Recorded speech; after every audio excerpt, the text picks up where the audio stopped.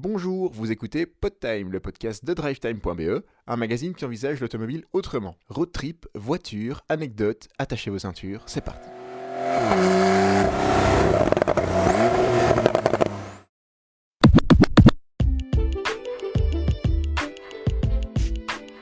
Bonjour et bienvenue dans le 6e épisode de PodTime. Alors aujourd'hui, on n'est pas deux, on est trois. Donc de l'autre côté du fil, on a Manu. Bonjour Manu. Hello. Ouais, bonjour Manu. Et alors, on accueille en Belgique aujourd'hui Victor De Smet, par téléphone interposé malheureusement. Hein, donc il est bien confiné chez lui en France. Je suis bien confiné chez moi en France. Ouais. Tout à fait. Et donc, il y a une question qu'il faudrait qu'on te pose plus tard, mais c'est... De Smet, c'est vraiment un nom belge. Purement belge. Ouais, purement belge. C'est qu'est-ce que tu fais en France avec un nom pareil? Non,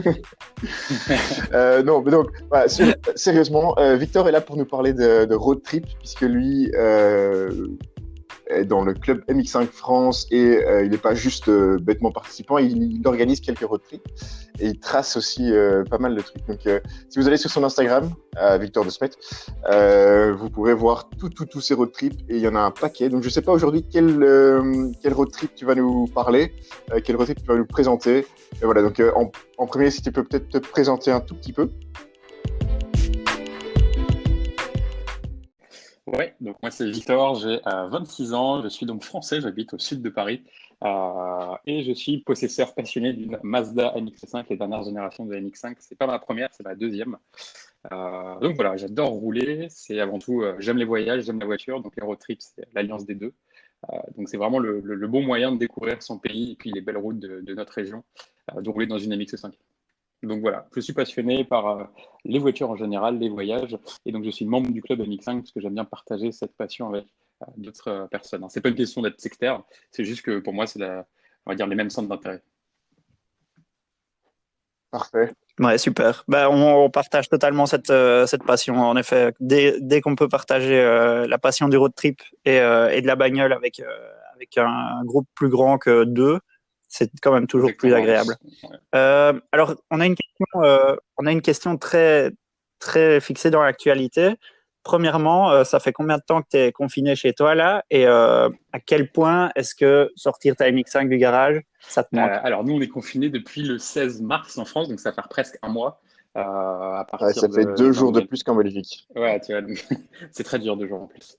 La frustration, en fait, c'est surtout de la frustration pour les personnes comme nous qui aiment beaucoup voyager et rouler, d'être coincé à la maison, c'est de la frustration plus qu'autre chose, surtout quand on voit la voiture dans le garage. Donc, au début, ma frustration, je l'ai noyée en briquant un maximum ma voiture, en la nettoyant un maximum pour qu'elle soit prête le jour où on va pouvoir ressortir. Mais maintenant, elle est nickel, elle est comme neuve, donc il n'y a plus rien à faire. Donc, je noie mon chagrin dans les forums et dans la préparation de voyage. Donc, j'ai des tracés tout prêts pour, je pense, 4 années à venir là. Donc voilà. Après, je sors de temps en temps avec ma voiture. J'ai la chance de ne pas vivre dans Paris, mais vraiment au sud, dans la région parisienne, près de la forêt de Rambouillet, pour ceux qui connaissent. Donc l'avantage, c'est que je peux quand même sortir pour aller faire les courses. Donc la moindre sortie, 1 fois ou 2 fois par semaine pour aller faire les courses, se fait bien sûr avec la MX5 pour faire tourner la voiture et profiter de ce beau soleil en voiture, quoi. Donc je tourne encore un petit peu, mais c'est sur des routes pas du tout intéressantes. Ouais, nous ici, dans le centre de Bruxelles, on peut difficilement justifier de prendre la voiture pour aller faire les courses au Colruyt de Marchand-Famenne et profiter des belles routes. C'est des routes de ville, il n'y a pas trop d'intérêt. Mais bon, moi, je me dis, je démarre la voiture, elle roule un petit peu toutes les semaines. C'est la petite bouffée d'oxygène par rapport aux heures de Netflix qu'on fait à côté, quoi. Ouais, moi, ça fait 10 jours que la voiture est dans le garage et que j'ai même pas pensé à aller la voir en fait. Moi, je pense tous les jours à aller la voir. Ouais, mais toi, c'est la MX5, moi, c'est ma voiture de société. C'est pour ça. Ouais. Mais je sais que j'ai des amis qui sont bloqués depuis 4 semaines et qui n'ont pas touché à leur voiture depuis 4 semaines. Donc bon, c'est frustrant. Très frustrant pour nous qui aimons beaucoup rouler. Très, très frustrant. C'est le début de la saison et tout en plus. Ouais. Donc, puis on a une météo incroyable. Depuis le début du confinement, il a dû y avoir 2 jours de pluie ici. Il fait 26 degrés, grand soleil. C'est vraiment on avait plein de road trips prévus. Donc on se dit, mais on aurait eu le temps parfait. Donc voilà, on travaille la frustration. C'est bien, self-control.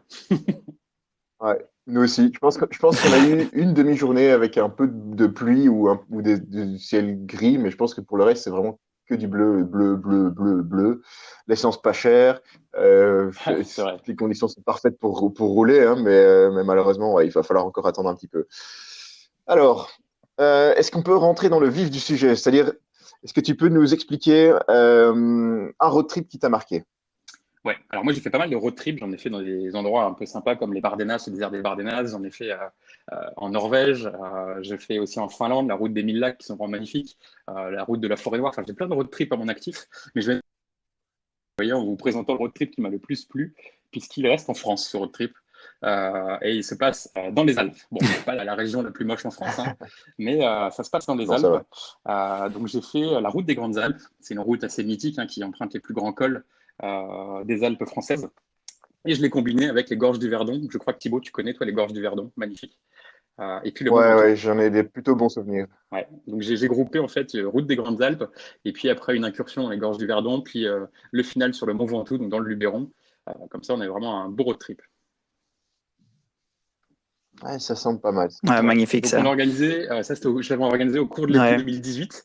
Je l'ai fait sur 6 jours, sans compter bien sûr la descente et puis la remontée depuis la région parisienne.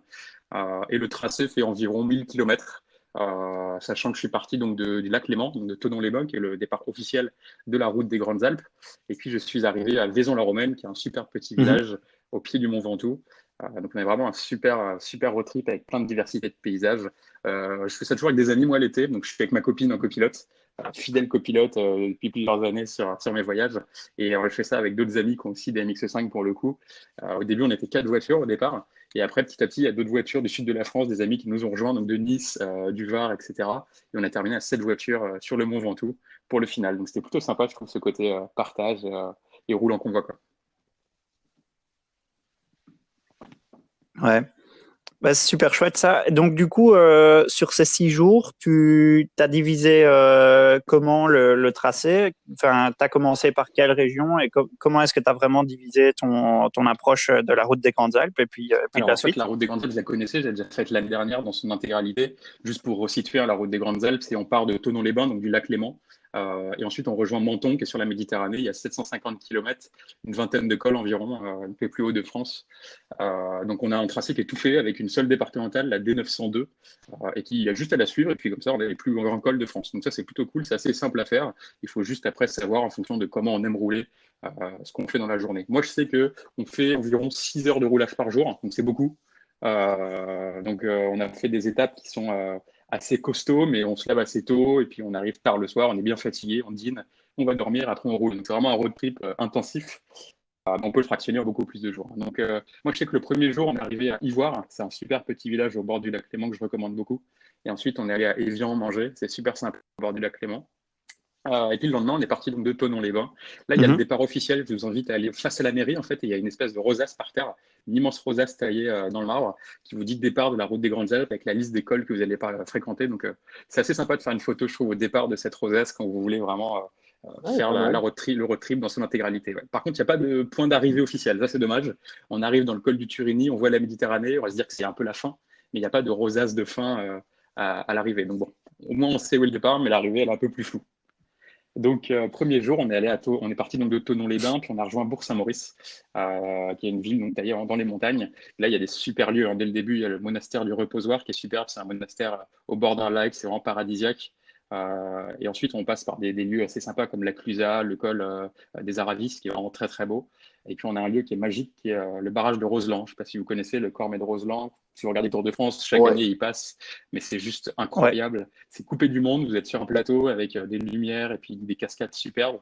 Et là, vous avez une route qui serpente qui est juste sublime. Surtout que le revêtement est parfait, puisqu'ils le refont chaque année pour le Tour de France. Donc, vous avez un bitume où vous enroulez les courbes sans forcément rouler vite, mais en cruisant hyper tranquillement, qui est vachement sympa. Et puis, en arrivant à Bourg-Saint-Maurice, C'est il y vrai que j'étais a. passé. Ouais. Sorry, j'étais passé au Cormet de Roseland et je m'étais demandé pourquoi est-ce que le bitume était si bien refait et tout Ouais, tous neuf. les ans. Mais maintenant que tu m'expliques, ça paraît logique, ouais. C'est l'avantage en fait de cette route des Grandes Alpes, c'est qu'elle est toujours nickel chrome en termes de revêtement, parce qu'en fait c'est les plus grands cols, donc ils sont inondés de neige l'hiver, et puis ils les refont à la sortie, donc l'été. Donc c'est vraiment super beau à ce niveau-là. Et quand vous arrivez à Bourg-Saint-Maurice, vous avez une petite ville qui s'appelle Bonneval-les-Bains, qui est une cité thermale abandonnée. Donc là, si les gens qui aiment bien l'urbex veulent faire des photos, ils peuvent. Hein. C'est assez fermé, bien sûr, par sécurité, mais il y a quand même des endroits assez abandonnés, avec des plongeoires abandonnés, une piscine abandonnée. Donc c'est juste en bordure de la route et c'est assez sympa à voir. Ouais, donc Ah, voilà, bon à l'arrivée à savoir. Bourg-Saint-Maurice. Et sinon, ouais, Vas-y, Victor. donc, ouais, ça a l'air déjà, premier jour, ça Ouais, donne le déjà but, envie. ouais. De manière générale, sur les routes où où il y a un bitume parfait, est-ce que les quelques fois où tu y es allé, tu as croisé Ouais, beaucoup alors de en plus, monde? c'est une route qui peut se faire uniquement, ça faut le savoir, entre mi-juin et mi-septembre, parce que les cols sont ouverts que dans cette période-là. Et même en plein été, des fois, les cols ferment, parce que il se peut que dans le col de l'Iseran, par exemple, qui est à 2500 mètres, il neige en plein été. Donc, c'est assez restreint comme délai, donc mi-juin, Mm. mi-septembre. Donc là, il y a toute l'activité qui se concentre. Il y a des motards, il y a des camping-cars, il y a des cyclistes. Donc, oui, faut être assez patient, il faut savoir doubler. Moi, je sais qu'on roule en convoi et en convoi, on a des petits walkies, un peu comme dans Top Gear, si vous voulez. Donc, on se guide avec des petits walkies, on se dit, tu peux doubler, tu peux doubler, tu peux Ouais. doubler. Même dans des épingles où on a trop peur de doubler, mais on le fait parce qu'on a confiance en l'ouvreur qui est devant, quoi. L'ouvreur, c'est moi. Donc voilà, non, c'est assez cool. Et bonne technique sur Ouais, les c'est talkies, obligé, de on toute fait façon. pareil. T'es obligé, même quand on se perd dans l'école et tout, c'est compliqué de rouler en convoi avec beaucoup de trafic. Donc, il y a beaucoup de trafic ouais, dans les Alpes. Voilà. Ok. Après, la suite, c'est Bourg-Saint-Maurice, Briançon. Donc là, on passe par le col de l'Iseran, magnifique. C'est le plus haut col des Alpes hein, pour le coup. Après, il y a le lac du Mont-Cenis qui est absolument incroyable, qui est à la frontière italienne. Là, pour déjeuner, c'est super. Ensuite, le col du Galibier, qui est Mhm. aussi un col mythique, hein, bien entendu, avec une montée qui est pour moi l'une des plus belles en termes de roulage. Elle est hyper intense et puis la route devient de plus en plus étroite. Et puis nous, avec le petit atmosphérique, on a du mal parce qu'en fait, ils n'ont plus d'air du tout. À partir de 2000 mètres d'altitude, c'est compliqué. Hein. Les Mazda sont en atmosphérique, donc elles respirent plus du Ouais. tout. Il n'y a plus de couple. Donc on est tranquillement à la fin, on ne cherche plus à attaquer, on est en balade pure. Ben, figure-toi que le col du Galibier, moi, je suis parti quelques années en vacances à Serre-Chevalier, à la fois en hiver comme en été. Et en été, j'ai eu l'occasion de faire du vélo là-bas. Et je peux dire que aussi pour pédaler, alors je peux te confirmer que je suis pas équipé d'un turbo parce que là aussi en altitude, j'avais du mal. Atmosphérique ou les humains, c'est ça. Exactement. Donc là, après l'arrivée, c'est à Briançon Ouais. qui est vraiment au pied du Galibier. Et à Briançon, moi, je vous recommande un resto qui est super sympa qui s'appelle Chez Gavroche, qui est dans la petite ville de Briançon, dans la citadelle. Chez Gavroche, vous regarderez la carte, c'est typique, vous mangez sur des tables en bois, et c'est succulent. Donc une bonne adresse à prendre si jamais vous êtes dans le coin. Après, une grosse journée de road trip, c'est toujours agréable. Voilà, donc ça Ouais, c'est ça la c'est fin de la clair. journée 2. Ouais. Ensuite, c'est la journée 3. On a fait Briançon par le col de l'Isoire. Je ne sais pas si vous y êtes allé, c'est absolument incroyable comme paysage. Alors déjà, je vous recommande une adresse dans le col de l'Isoire, c'est le refuge Napoléon. C'est un refuge donc, qui a été créé par Napoléon, bien entendu. Et vous pouvez manger la meilleure tarte aux myrtilles des Alpes. Donc ça, c'est un peu sympa en termes de petit déjeuner. Si vous êtes à un quart d'heure de Briançon, Ouh. donc le matin, vous ne prenez pas de petit déj à l'hôtel, vous sortez de l'hôtel, vous montez dans le col de l'Isoire et vous allez prendre votre petit déj avec une tarte aux myrtilles dans le col de l'Isoire. C'est juste incroyable. En plus, le décor est magnifique. C'est une case déserte, en fait. C'est vraiment désert, le col de l'Isoire. Il n'y a plus de végétation tellement c'est haut. C'est absolument magnifique. Donc, je vous recommande vivement le col de l'Isoire. Si vous êtes dans le coin, dans les deux sens, il est hyper incroyable. Mais en venant de Briançon, c'est vraiment la montée la plus intéressante. Et ensuite, on passe par le col de Vars, qui est un tracé super Ok, rapide. Le bien col de noté. Vars, c'est magnifique. Là, pour le coup, c'est vraiment le temple des Porsche. Vous avez un gros flat 6 et vous pouvez rouler très très fort dans les courbes parce que c'est des longues courbes avec un peu de dévers. C'est vraiment super comme lieu. Donc le col de Vars, moi j'ai beaucoup aimé. Même si on a beaucoup hein, sur la route des Grandes Alpes, c'est un qui m'est resté en tête. Et ensuite, pour moi, il y a l'apothéose du road trip. C'est la route de la Bonnette. Je pense que vous la connaissez. Le col de la Bonnette, c'est c'est la plus haute route montagnarde d'Europe. Elle est à plus de 2800 mètres d'altitude, la Ouais. pointe. Donc c'est juste immense et la montée elle dure 45 minutes. Donc c'est une montée où il faut être hyper endurant et votre voiture et la monture et vous en termes de passagers parce que vous avez franchement de la fatigue à force. Hein. C'est une route qui demande de l'attention particulière. Il faut mieux s'arrêter au milieu plutôt que se dire on se fait un marathon complet. Donc la route de la Bonnette, c'est pas sur le tracé officiel Ok. de la route des Grandes Alpes, mais je vous recommande vivement de le faire. Vous avez juste à bifurquer et ensuite vous avez juste à monter et puis à redescendre. Donc voilà, la route de la Bonnette, Alors, c'est cool. ça c'était une autre question.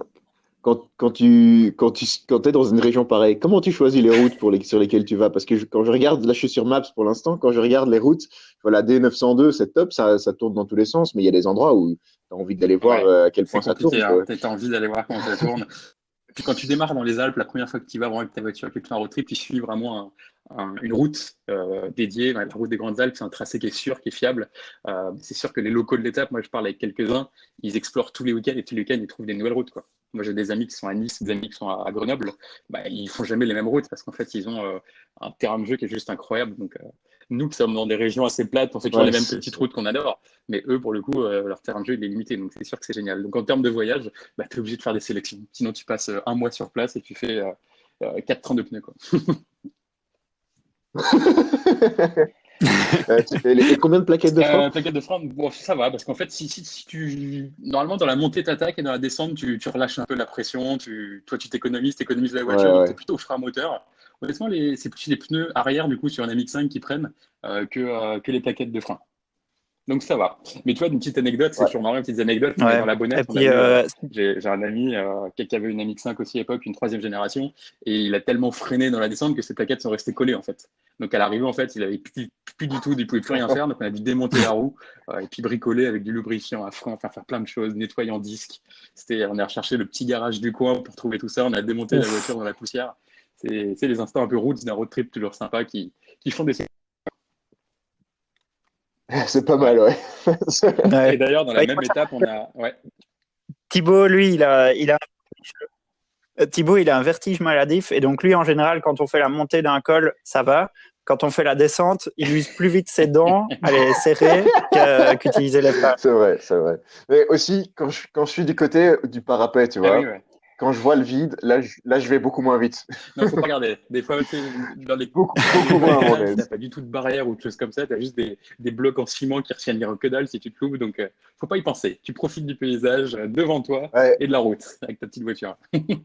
On avait fait le col, c'est le Grand Saint-Bernard, je crois qu'on a fait avec les typos, Manu. Ou c'est le petit? Ouais. C'est le grand, hein. Entre la Suisse et l'Italie, non, c'est le grand. Et là, à un moment, Suisse, Italie, ouais. L'Italie et la Grand Suisse. Saint-Bernard. Et là, il y a des moments où il n'y a aucune protection et la route est super étroite. Et moi, j'étais pas à mon aise. Tu penses pas, hein. Tu penses pas du tout. Non, vraiment pas là, c'était pas à mon aise du tout. Donc voilà, là on est à la fin de l'étape 3. Donc là, on quitte la route des Grandes Alpes au niveau de Barcelonnette parce qu'après, honnêtement, la route des Grandes Alpes, je la trouve moins intéressante. La dernière partie, c'est entre Barcelonnette et Nice ou Menton, ça dépend où vous allez. Et là, c'est vraiment très très sinueux et vous pouvez pas du tout rouler. C'est plutôt les grands cols des Alpes. C'est les petites routes sinueuses. Donc moi, j'ai trouvé ça moins intéressant la première année. C'est pour ça que j'ai bifurqué. Et là, je suis parti donc vers Sisteron, la route Napoléon. Pour ensuite rejoindre les gorges du Verdon. Et là où on a eu un orage monumental, c'est une anecdote aussi de road trip, mais même quand on se fait peur, on garde des bons souvenirs. Mais on a eu un orage dans un col au-dessus du lac de Serpenson qui est magnifique, où sincèrement, on a cru qu'on allait laisser les voitures parce qu'on avait des rochers qui tombaient de partout et on dirait qu'il y avait une espèce de bulle de protection autour des voitures. On n'a pas eu un seul pet alors qu'on a eu des roches partout sur la route. Donc on a eu peur. Surtout ceux il y en avait un qui nous avait rejoint avec une vieille MX5, la première génération. Lui, pour recapoter, c'est pas aussi rapide qu'avec la dernière. Il a dû rester 40 secondes sous la pluie. Elle était inondée, la voiture. Enfin, c'était assez épique. Donc, c'était encore un bon souvenir. Donc, voilà, on est arrivé à Sisteron le soir. Et ensuite, on est parti dans les gorges du Verdon pour le 4e jour. Donc là, je pense que toi, tu connais Thibaut et tu vas pouvoir, je pense, me soutenir en disant que c'est absolument incroyable comme paysage. Ouais, incroyable. Et là aussi, niveau vertige, il y a certains endroits où je me souviens, il y a une petite boucle. Je me souviens, une petite boucle. C'est la D23 en fait. Elle est au départ D23. de Napalus-sur-Verdon, exactement le petit village. Et en fait, c'est une petite boucle à sens unique, donc ça c'est cool au moins, qui dure une vingtaine de minutes. Et tu es vraiment à flanc de roche où tu as les gorges du Verdon en dessous. C'est absolument incroyable. Donc là, le but, c'est vraiment pas de faire des temps ou de rouler fort, c'est juste de profiter du paysage et du tracé, quoi, qui est juste incroyable. Donc c'est ça qui est cool aussi dans ce road trip, c'est qu'il y a des cols où tu as envie d'attaquer couteau entre les dents et de faire des time attack. Il y a d'autres moments où tu es obligé de creuser parce que c'est tellement beau que tu profites. Donc ça, c'est en sortant de la route Napoléon. Quand vous faites Sisteron-Castellane, vous avez la route Napoléon qui est magnifique. Alors, vous pouvez vous arrêter au col des Lacs, boire un café, c'est super cool. C'est un camping en haut avec une grande terrasse sur toute la vue qui est super sympa. Ensuite, il y a Castellane avec un beau marché provençal. Là, je vous le recommande aussi le matin pour aller faire vos courses pour le pique-nique du midi. Ensuite, vous entrez dans les gorges du Verdon. Un petit saucisson. C'est incroyable, les gorges du Verdon. Le tracé est fou, très sinueux, c'est très dangereux au niveau de la circulation, parce qu'il y a beaucoup de circulation, il y a beaucoup de touristes. Et vous le faites vraiment tranquillement, sans se presser, juste en profitant du paysage. Et voilà, ça c'est top. Vous avez des beaux villages comme Moustier, Sainte-Marie, vous avez le lac de Sainte-Croix, vous pouvez louer un petit bateau pour vous balader. Donc Moi, j'ai fait une journée assez calme. Là, en termes de roulage, j'avais fait 150 bornes, je crois. Le but, c'était vraiment de profiter du paysage et puis de toutes les activités. Et puis ensuite, on attaque le. Ouais, Ouais, moi je l'avais fait aussi ouais bah, calmement. c'est à faire, Calmement. clairement. Parce que, mais j'avais eu de la chance. On était fin mai ou début juin et il n'y avait pas trop de monde sur la route. De temps en temps, tu croisais un Hollandais en camping-car ou des trucs comme ça, mais sinon ça Ouais, va. en fait, l'avantage, c'est que là, Donc tu n'es plus, là, ouais, ça, t'es ça plus dans allait. la grande montagne, en fait. Tu peux aller à Ouais, toutes les saisons là-bas, même si c'est le plus beau l'été avec la lumière, tu tout peux à y aller à fait. toutes les saisons parce que c'est ouvert toute l'année, hein. Il n'y a pas de col ou quoi que ce soit, on est très peu haut. Donc là, on quitte vraiment les Alpes et les routes, vous pouvez faire toute l'année. Les gorges du Verdon, c'est accessible 65 jours par an. Donc voilà. Et ensuite, on arrivait donc à Manosque, l'arrivée de l'avant-dernière étape, donc dans les gorges du Verdon. Et puis la dernière étape, on l'a faite dans le Luberon. C'est une région très belle, c'est vraiment la Provence profonde, on va dire. Vous êtes dans le nord de la Provence et puis vous avez des villages qui sont juste incroyables. Lourmarin, Roussillon, Gordes, qui sont des villages qui sont un peu carte postale avec les petites maisons oranges sous les oliviers. Et vous avez un lieu qui Ouais. est, moi j'ai trouvé sublime, c'est Notre-Dame de Senanque. Regardez sur Internet si vous voulez. C'est une abbaye au milieu des champs de lavande. Donc, ils sont en fleurs au mois de juin, juillet, hein, les champs de lavande. Et vous avez une carte postale de la Provence juste avec ce lieu-là. Et ensuite, vous avez une route qui est la D177, qui est absolument un régal. Et ensuite, les gorges de la Nesque. Et ça, c'est un de mes coups de cœur de Provence. Là, plus loin, Nesque, Nesque, c'est la D942. Il faut regarder, c'est une route en corniche avec des arches naturelles et des tunnels dans la roche qui sont incroyables. Et l'avantage, c'est que cette route, en fait, elle donne sur Sault, qui est la base du Mont Ventoux. Donc, il y avait une ascension après dans le Mont Ventoux, un enchaînement entre les gorges et le Mont Ventoux qui est juste sublime, honnêtement, pour terminer un tel road trip. Donc, on a terminé sur le Mont Ventoux. On a fait une photo avec les 7 voitures sur le haut du Mont Ventoux. Il y a vraiment des endroits super photogéniques en plus sur le Mont Ventoux avec une super vue à 360 degrés. Et le soir, on est arrivé à Vaison-la-Romaine, donc il y a un petit village antique absolument magnifique où là, on a siroté notre dernier apéro ensemble. Et ensuite, on s'est dit au revoir. Donc, 5 jours de road trip bien intense. On est bien fatigué. C'est pas des vacances de tout repos, mais c'est ce qu'on aime, hein. On partage la route ensemble et on remet ça chaque année. C'est ça. Ouais, en effet, ça, Ouais, c'est c'est une vacances de les rêve, elle est vacances de aussi. rêve, Un je beau crois. programme, ouais. Moi, ça fait 3 ans qu'on fait des road trips ensemble. Cette année, on a un road trip prévu encore. Quand j'en parle à mes Oui. collègues ou à mes amis, ils me font mais c'est pas ça les vacances. Les vacances, c'est d'être au bord de la piscine avec un transat, un cocktail et son iPhone, quoi. Mais pour moi, non, c'est d'être à mon volant avec mes amis autour de moi et le soir, se retrouver à la piscine pendant 1 heure, mais c'est tout, quoi. Pas de passer la journée au bord de la piscine. Chacun sa Ouais, conception des vacances. Si on est ici, exact. c'est qu'on aime tous la même chose, normalement. Ouais. Exact.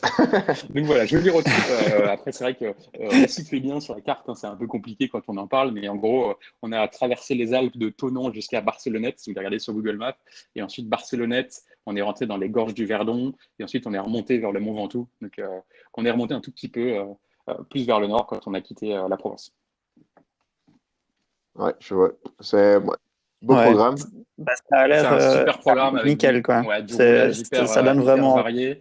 L'école des Alpes, c'est absolument sublime. Et ensuite, les gorges du Verdon, c'est à faire aussi en termes de tourisme. Et la Provence, c'est pour terminer le côté un peu pittoresque du sud de la France. Donc, j'avais bien aimé ce road trip. Ouais. La route des Grandes Alpes, on peut le faire dans son intégralité. Quand c'est la première fois, c'est cool. Quand c'est la deuxième ou troisième fois, il faut faire des petites variantes avec des endroits un peu sympas comme on a fait là. Ouais, bah ça a l'air nickel comme ça.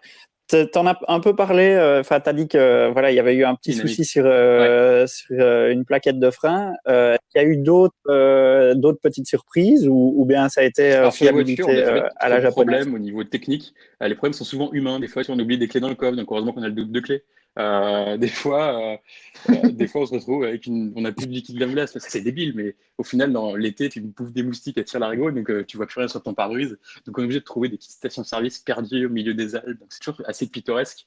Après, on est assez rodé, honnêtement. Donc il n'y a pas trop de place à l'imprévu. On sait que le matin, on fait tout le temps le plein. Même si on est à 3 quarts plein, on fait le plein parce qu'on ne sait jamais ce qui peut arriver dans la journée.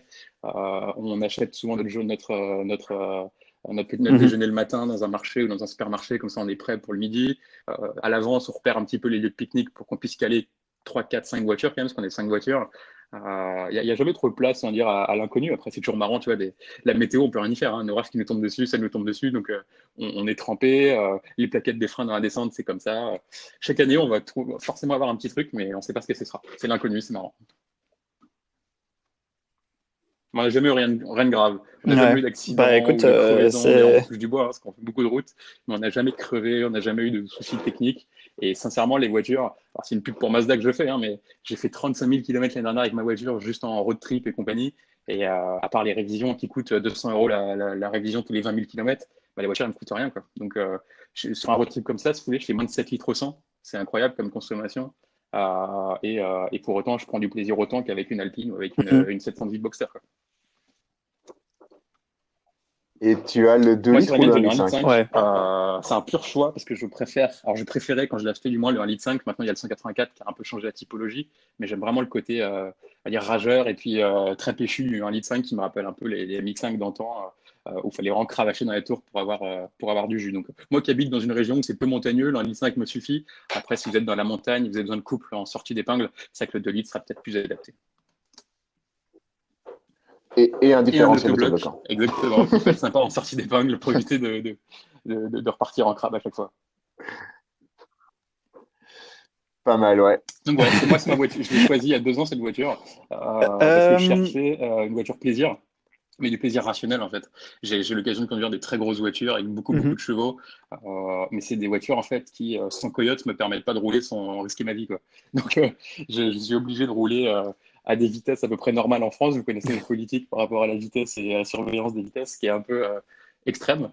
Donc la NX5 pour moi c'est un peu le sédatif et même à 80 km/h on peut rouler en ressentant des émotions, on sait ce que la voiture nous donne comme communication derrière, contrairement à d'autres voitures où vous êtes obligé de cravacher pour avoir des sensations. Donc c'est mon sédatif, ça me suffit amplement pour l'instant cette voiture. Et si je devais changer, ce serait l'Alpine qui pour moi m'a laissé ce même sentiment-là. Il n'y a pas forcément besoin de rouler très vite pour avoir des sensations, mais elle a un toit en trop. Donc pour l'instant, je reste avec la MX5 qui me va très bien.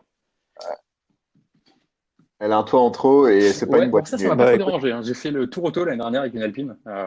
Donc j'ai fait 3000 bornes en une semaine avec. Et tu vois, je me suis dit, est-ce que ça va vraiment gâcher le plaisir de conduite? Non, en fait. J'ai vraiment profité du pilotage en lui-même et la boîte, vu qu'elle fait le job, ça va, franchement. Mais oui, avec une boîte méca pour les puristes, ce serait bien plus sympa. On verra s'ils nous réservent dans les prochains mois.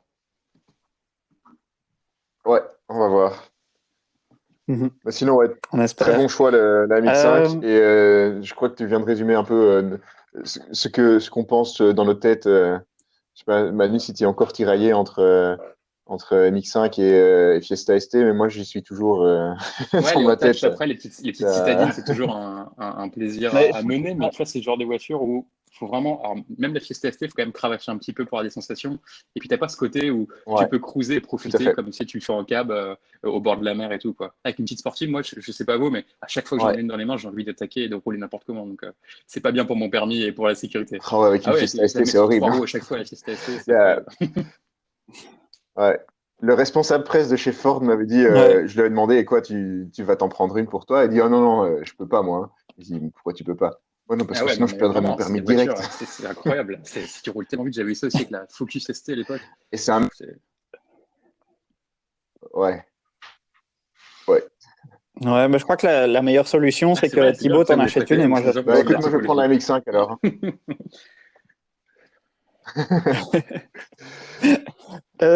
Alors, tu en as déjà touché un petit mot, mais quelles étaient pour toi les meilleures adresses que tu as visitées pendant ton road trip? Donc, tu nous as parlé de quelques restos.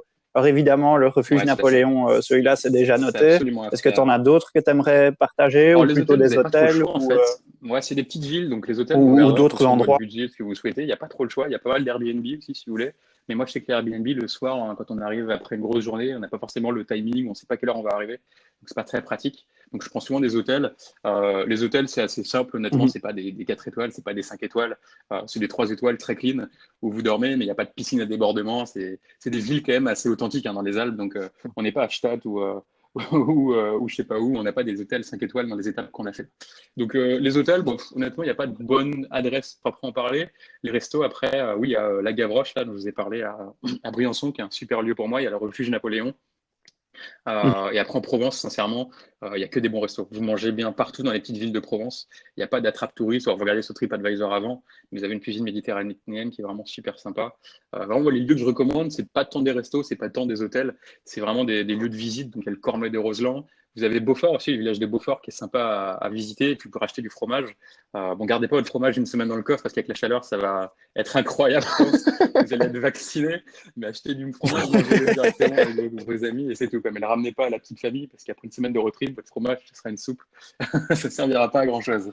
Ouais. Euh, Dans une MX5, ça va encore parce que le moteur est devant, Ouais, le mais coffre ça est derrière, chauffe, mais hein. quelqu'un qui roule en Lotus Elise, par exemple, Ouais, là, ouais, c'est ou en foutu, Caterham là. qui vient derrière toi dans ton siège, c'est un peu compliqué, ouais, c'est clair. Donc non, non, après, faut profiter du road trip. Tout au long du road trip, il y a des super villages. On s'arrête au gré vraiment de ses envies.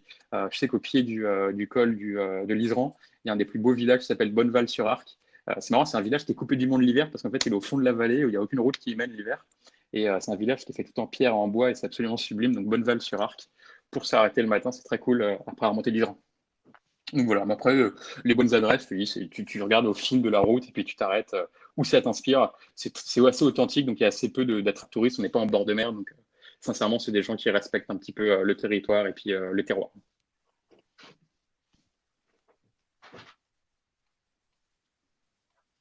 Cool.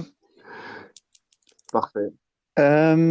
Alors, ouais, tu nous as déjà pas mal parlé enfin, tu nous as déjà vraiment beaucoup mis l'eau à la bouche.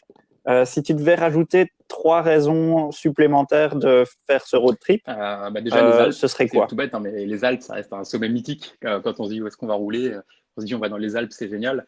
Et je trouve ça magique, moi, de quitter le lac Léman, donc un endroit hyper paisible, hyper calme, très hype, etc., et de monter directement dans ces Alpes un peu authentiques, un peu sauvages, où vous avez directement des routes euh, absolument incroyables. Donc, la première raison, c'est déjà le tracé, hein. C'est des cols, quand on parle du Galibier, de l'Isran, de l'Isoire, c'est des cols qui sont mythiques pour les cyclistes, mais aussi pour les gens qui roulent. Et ça vaut le coup parce que vous avez des tracés qui sont incroyables. Et puis deuxièmement, déjà, il y a la partie roulage et puis la partie nature. Si vous aimez la nature, vous respirez, et ça fait du bien. C'est des endroits qui sont quand même assez préservés. C'est pas une circulation et un tourisme de masse. Donc vous avez quand même des moments où vous pouvez souffler, vous pouvez respirer, vous avez des super couleurs. Donc ça, c'est très cool. Et puis vous avez des voitures qui sont incroyables, parce que ça reste quand même des cols mythiques qui sont faits par des convois de gens qui viennent de toute l'Europe. Donc nous, on a croisé des Ferrari, on a croisé des Corvettes, même des rallyes d'anciennes. Enfin, il y a absolument tout sur ces routes-là. Donc il y a vraiment un esprit de communauté, je trouve, dans les Alpes qui est assez cool. Et par exemple, toute la semaine, on a suivi un convoi de Corvettes où on s'arrêtait dans les mêmes villes, on roulait dans les mêmes cols et dans la fin, on se faisait coucou, quoi. Donc il y a vraiment un côté assez sympa, assez communautaire, malgré la différence totale de philosophie entre les voitures. Donc Ah ouais, ça c'est voilà, ouais. clair. Tu peux pas avoir plus. Ouais. Donc les routes, premièrement, deuxièmement la nature et puis troisièmement la communauté autour de ça. Euh, on est tous des passionnés de voitures et même si on n'a pas les mêmes voitures, les mêmes budgets, pas les mêmes moteurs, on est tous là pour la même chose, c'est de s'amuser sur les routes, quoi.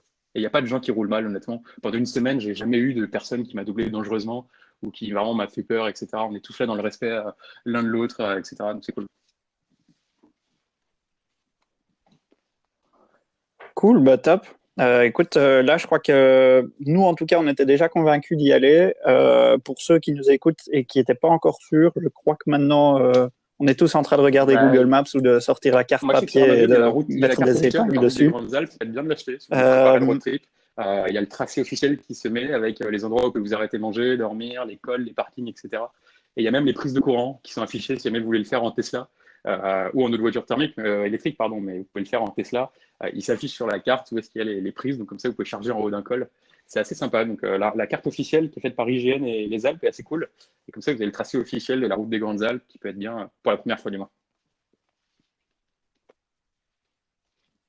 Pas mal. ok, bah, si Mais jamais il y en a parmi les auditeurs qui veulent nous envoyer un cadeau par la poste, on vous fournit l'adresse sans problème. Euh, Écoute, Victor, c'était super Mais écoute, sympa de plaisir. t'avoir ici Partager pour notre ce passion. podcast. Franchement, tu nous as, ouais, vraiment, c'était super sympa de discuter et tu nous as vraiment mis l'eau à la bouche pour aller découvrir ces routes-là. Et je crois que tu nous as vraiment bien plu dans la manière dont tu disais qu'il y a non seulement la route des Grandes Alpes, mais qu'en plus, quand on s'en écarte, il y a encore pas mal de petites pépites à découvrir. Bah, du coup, toi, ton prochain road trip, alors, ce sera quand et quoi? Enfin, le quand, Le camp, il est j'imagine en qu'il est un suspens. peu On avait pas mal de road en trips. Moi, je sais que suspens, j'aime mais beaucoup le Morvan. Le Morvan, c'est une région qui est au sud de Paris, en Bourgogne. Donc ça, c'est un peu un road trip d'une journée. Mais le prochain gros road trip, il sera cet été, donc avec le même groupe que d'habitude. On sera là 7 voitures cette année. On ramène deux personnes en plus. Ça va être un gros road trip. Mhm. Et là, on va se faire la traversée des Pyrénées. Donc on va faire Collioure, Saint-Jean-de-Luz en une semaine. On va zigzaguer entre l'Espagne et la France. Donc on va se faire toute la traversée des Pyrénées, une transpyrénéenne. Donc là, on a 1300 km sur 6 jours. Donc très très gros road trip en termes de roulage avec des routes qui ont été sélectionnées sur Street View, mais aussi par des magazines comme Evo qui ont jugé que c'était les plus belles routes du monde. Donc je pense que ça va être encore un très beau road trip, si vous voulez. Mais je crois que Super. Thibaut connaît bien, On est Thibaut partant. On connaît est bien les toujours. Pyrénées, On se réjouit que tu nous en parles. on a aussi un partisan des Pyrénées. Je connais bien la partie Ouais, c'est est. ça, ouais. La partie est, c'est tout. Le reste, Mais je côté connais Pays pas. Basque, c'est juste sublime. Donc, ouais. Ah, c'est bien, à deux, vous Ouais, allez je pouvoir connais faire un les peu Pyrénées. la partie Voilà. ouest. On se complète. Ouais, donc c'est magnifique et c'est le seul massif qui me reste à faire en France parce que Ouais. j'ai fait l'Auvergne, j'ai fait les Vosges, j'ai fait le Jura, j'ai fait je suis allé dans les Alpes. Il me reste beaucoup de routes à voir dans les Alpes, mais ce côté traverser des Pyrénées où on fait Méditerranée Atlantique, ça me tenait à cœur et donc cette année il est prêt. Il n'y a plus qu'à rouler, il n'y a plus qu'à attendre. Ouais, il n'y a plus qu'à attendre, c'est ça le problème. Ouais, c'est mois d'août normalement. Donc, c'est au mois d'août. Bon courage. Ouais. Bon courage. Ouais. Écoute, encore merci, c'était vraiment super chouette. Et du coup, on se réjouit de t'avoir à nouveau pour que tu nous parles de ce road trip-là. D'ici là, bon courage, range bien ton frein en restant chez toi et bon trajet pour aller faire les courses, profite-en bien. Merci Ciao, à bientôt, merci beaucoup beaucoup. et à bientôt, on espère. Si vous êtes arrivé jusqu'ici, c'est que les road trips, ça vous parle.